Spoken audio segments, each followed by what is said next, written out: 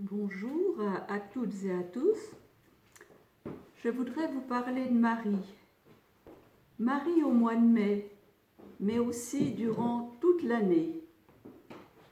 Comment prier Marie? Un petit historique sur le mois de mai et Marie. Cette consécration est née à Rome. La promotion du mois de Marie doit beaucoup aux jésuites. C'est au XIIIe siècle, le roi de Castille avait déjà associé dans son chant la beauté de Marie et le mois de mai. Au siècle suivant, mai était le mois des fleurs. Un dominicain avait l'habitude de tresser des couronnes pour les offrir à la Vierge le 1er mai. Au XIVe siècle, saint Philippe Néri exhortait les jeunes gens à manifester un culte particulier à Marie pendant le mois de mai. Marie n'est pas le terme de la prière, elle en est l'occasion. C'est parce qu'il se termine par la fête de la Visitation que le mois de mai nous invite à nous rapprocher de Marie pour la prier, la chanter et nous confier à sa méditation. C'est pour cela qu'au mois de mai, nous avons l'habitude de nous retrouver une fois par semaine pour la prière du chapelet à l'église. Cette année, nous ne pouvons pas nous réunir, mais vous trouverez sur le site du Doyenné de quoi vous aider à prier chaque mercredi à 15h. Ce sera une façon de nous unir dans la prière. Le rosaire. S'il est bien un trésor qui a traversé les siècles, c'est le rosaire. On pourrait le comparer à un diamant qui étincelle avec ses multiples facettes. C'est une pierre très ancienne, mais on en découvre toujours un nouvel éclat. Eh bien, il en est de même pour le rosaire. Cette prière est avant tout une méditation à partir de l'Évangile. C'est donc bien une prière centrée sur le Christ, même si la méditation se fait avec Marie comme témoin et soutien. Marie qui collabore avec Dieu et avec nous pour notre bien. Le rosaire invite à contempler concrètement la vie du Christ et y puiser des conséquences pratiques pour nos propres situations. Les équipes du rosaire et la prière mensuelle. Les équipes du rosaire, mouvement d'église mariale et missionnaire, ont été fondées en 1955 par le père Joseph Ekem, dominicain, chargé par l'ordre de développer l'apostolat de la prière du rosaire. Le désir du père Ekem était d'aider les hommes à vivre en chrétien. La rencontre mensuelle a lieu dans les maisons.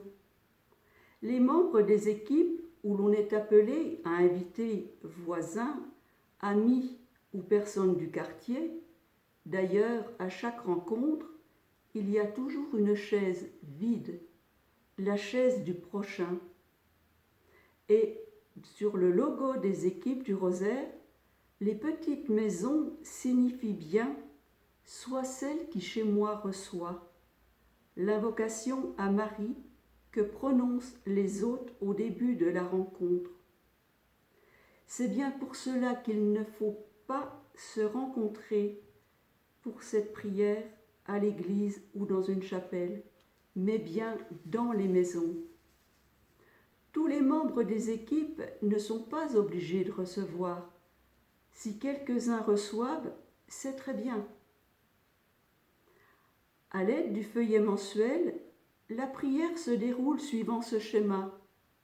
Accueil, prière à l'Esprit Saint, invocation à Marie, partage de la parole de Dieu avec une réflexion pour notre vie aujourd'hui.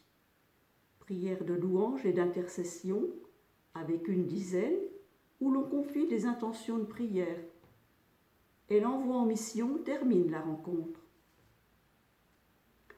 Les équipes sont invitées chaque année à plusieurs rassemblements. Un en doyenné, dans les diverses paroisses, avec l'intervention de notre aumônier, le Père Jean Kita, qui développe le thème d'année. C'est toujours un temps très attendu pour chacune et chacun des membres. Et un deuxième rassemblement, plus important celui-là, puisqu'il réunit toutes les équipes de la Haute-Saône. Celui-ci a lieu en mai à Vesoul. Malheureusement, cette année, il est annulé. Je ne vous en précise pas la raison.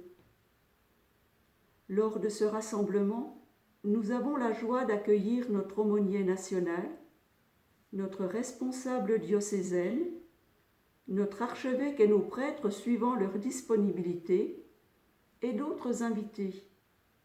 L'animation en est assurée par notre aumônier, le Père Jean Kita, et ses musiciens. Sans oublier le pèlerinage du Rosaire à Lourdes, en octobre, qui rassemble un grand nombre de pèlerins. Et puis il y a la prière quotidienne individuelle. Chaque jour, une dizaine de chapelets, le peu, comme le dit Pauline Marie Jaricot, associé à la méditation d'un mystère du rosaire. Un calendrier répartit chaque jour les mystères entre les membres des équipes. Cette chaîne de prière crée une communion spirituelle entre tous les membres et concourt à la prière du rosaire entier.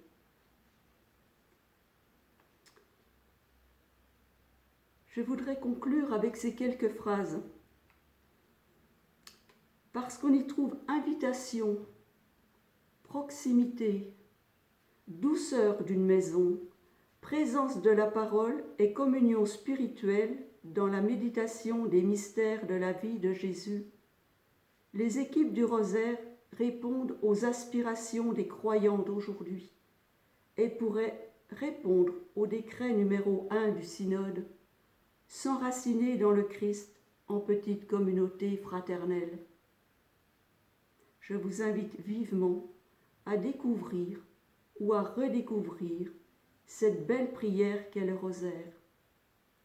Alors, bon mois de mai en compagnie de Marie.